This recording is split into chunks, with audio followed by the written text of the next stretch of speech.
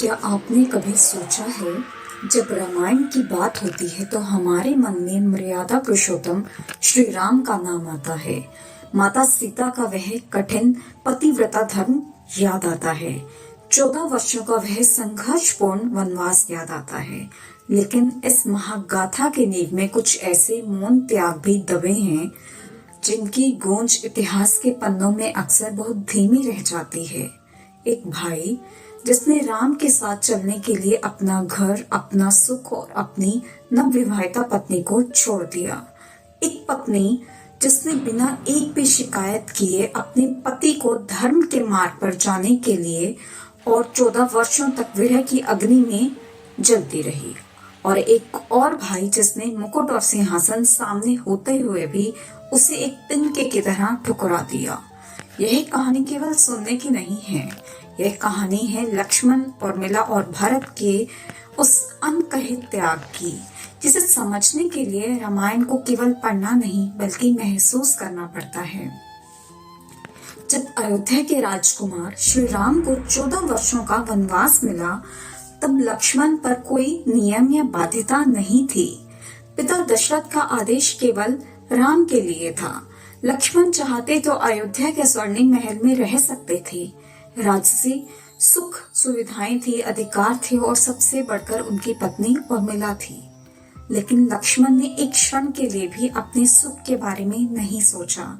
उन्होंने राम से केवल एक बात कही, जहाँ राम है वहीं लक्ष्मण का अस्तित्व है। और एक राजकुमार पल भर में राजसी वस्त्र छोड़कर वनवासी बन जाता है। लेकिन लक्ष्मण का त्याग सिर्फ अयोध्या छोड़ने तक सीमित नहीं था। उनका सबसे बड़ा त्याग था उर्मिला को पीछे छोड़ना। जरा कल्पना कीजिए, एक नवविवाहिता स्त्री अपने पति को शादी के कुछ ही समय बाद 14 वर्षों के लिए जंगलों की ओर जाते देख रही है। अगर उर्मिला चाहती तो लक्ष्मण को रोक सकती थी, हट कर सकती थी, कह सकती थी मुझे छोड़कर मत जाइए या मुझे भी अपने साथ ले चलिए। लेकिन उर्मिला जानती थी कि अगर वे साथ गई तो लक्ष्मण का ध्यान राम की सेवा से भटक सकता था।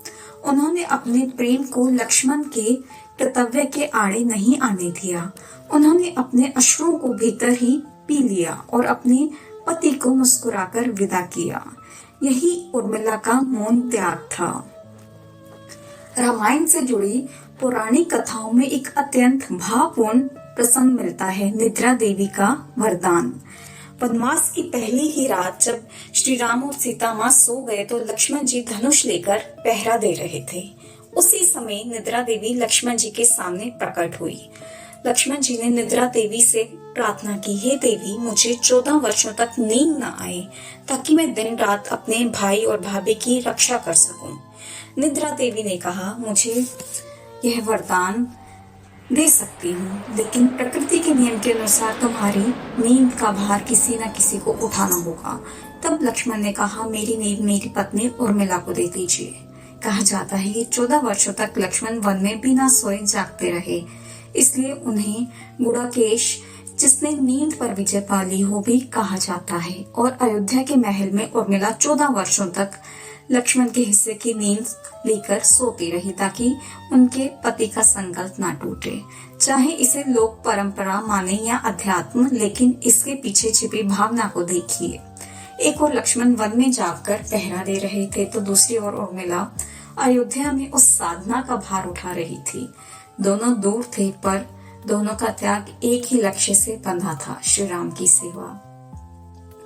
वन में लक्ष्मण केवल भाई नहीं थे, वे राम और सीता के ढाल थे। और इसी ढाल, इसी रक्षक की चिंता की सीमा का नाम था लक्ष्मण रेखा। जब मारीच के मायावी छल से राम दूर चले गए और सीता जी व्यग्र हुई तो लक्ष्मण को अनिष्ट की आशंका हुई। जाने से पहले उन्होंने कुटिया के चारों ओर एक रेखा खींची। वह केवल जमीन पर खींची गई कोई साधारण लकीर नहीं थी, वह एक भाई का समर्पण था, एक रक्षक का कवच था और एक मर्यादा की सीमा थी। लक्ष्मण रेखा यह संदेश देती है कि जब इंसान अपनी मर्यादा और सुरक्षा की सीमा में रहता है तब तक कोई संकट उसका कुछ नहीं बिगाड़ सकता। और जब लंका के युद्ध में मेघनाद की शक्ति से लक्ष्मण मूर्छित हुए, रणभूमि में गिरे, तब मर्यादा पुरुषोत्तम श्री राम का हृदय भी टूट गया था।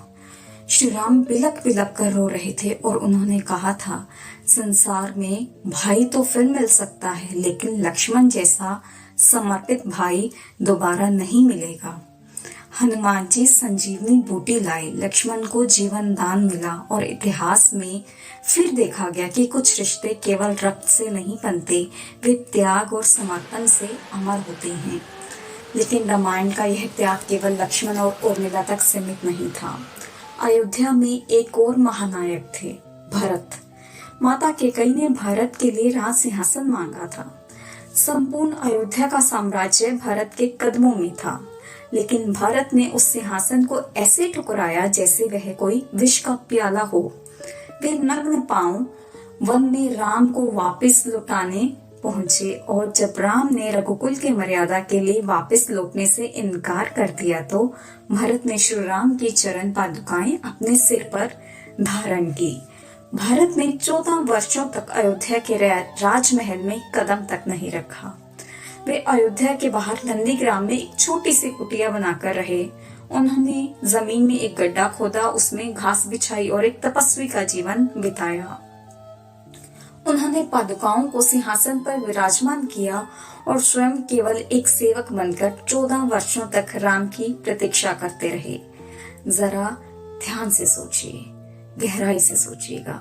लक्ष्मण ने राम के साथ रहकर वनवास काटा, भरत ने राम के बिना अयोध्या में वनवासियों जैसा जीवन जिया, और उर्मिला ने अपने प्रेम की बलि देकर दोनों को उनका धर्म निभाने को दिया। 3 लोग, अलग अलग राहें, लेकिन लक्ष्य सिर्फ एक, श्री राम की सेवा। इसलिए कहा जाता है, राम का वनवास केवल राम का नहीं था, वह सीता की सहन शक्ति थी, लक्ष्मण की कठोर तपस्या थी, उर्मिला का मौन विरह था और भरत की अनन्य प्रतीक्षा थी। सच्चा प्रेम हमेशा साथ रहने का नाम नहीं होता। कभी प्रेम रात रात भर जाकर पहरा देने का नाम है, कभी प्रेम अधिकार और सिंहासन को ठुकरा देने का नाम है, और कभी प्रेम अपने प्रिय को उसके कर्तव्य के मार्ग पर हंसते हंसते जाने देने का नाम है।